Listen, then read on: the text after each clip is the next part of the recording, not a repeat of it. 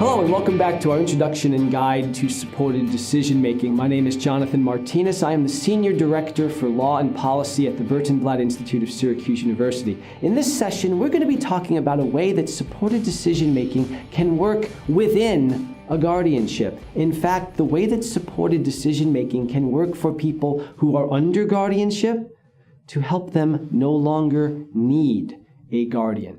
And on your screen right now is your law. Because sometimes people are under guardianship. Sometimes people need a guardianship, like I said.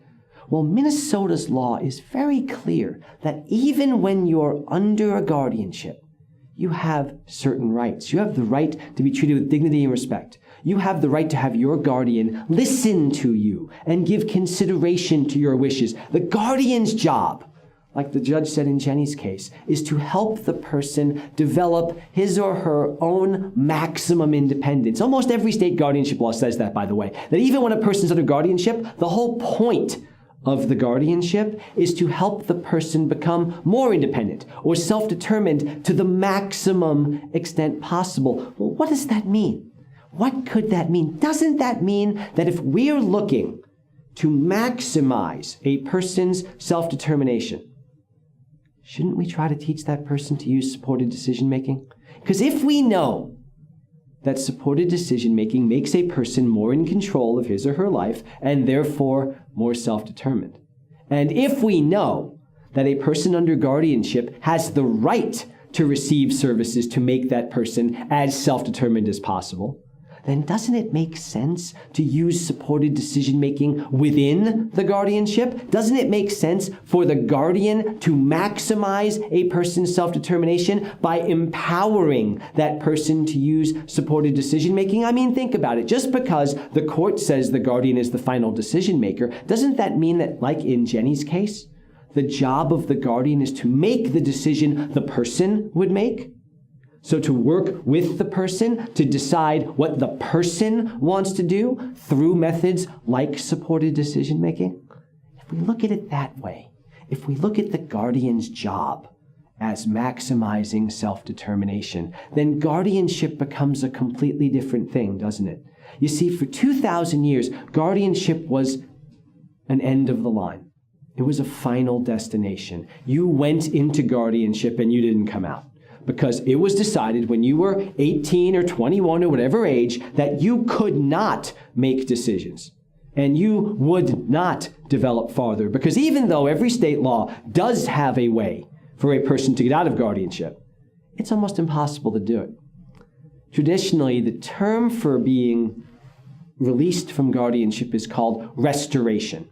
You are restored from guardianship. And what the state laws usually say is this, that if a person is restored and restored from the thing that made him or her need a guardian, that person can get out of guardianship. Well, if you're a person with intellectual or developmental disabilities, you don't get restored from your intellectual or developmental disabilities. You are not cured of your intellectual or developmental disabilities. Therefore, it was impossible to get out. You went into a guardianship at 18 or 21, and that was your final destination. Now think about it the way I just proposed. If, like your law says, the point of guardianship is to maximize the person's self-determination, doesn't that mean the guardian can work with the person to master supported decision-making, to become more independent? And when the person is able to make his or her own decisions using supported decision-making, the guardian can go back to the judge and say, "Judge, I did my job. I helped this person become self-determined. I helped this person become independent. You can fire me now. You can release this person from guardianship." And if we look at it that way, then guardianship is a way station. A person may need a couple of years of additional support before being truly independent. If we view guardianship in that light, then guardianship can be a good thing because it can give us more opportunities to set up support. I hope that we get there one day, because we are still in a situation where, as in for the last 2,000 years, guardianship is viewed as the end. Couldn't it be viewed as the middle, or the beginning of a next phase, an opportunity to establish the supports and services that weren't there before, to provide people with what they need to make their own decisions. And when they have that, to release them from guardianship. And in the next session, we're going to wrap up, and we're going to talk about where we truly can go from here and what it truly means to use supported decision making. Thank you so much.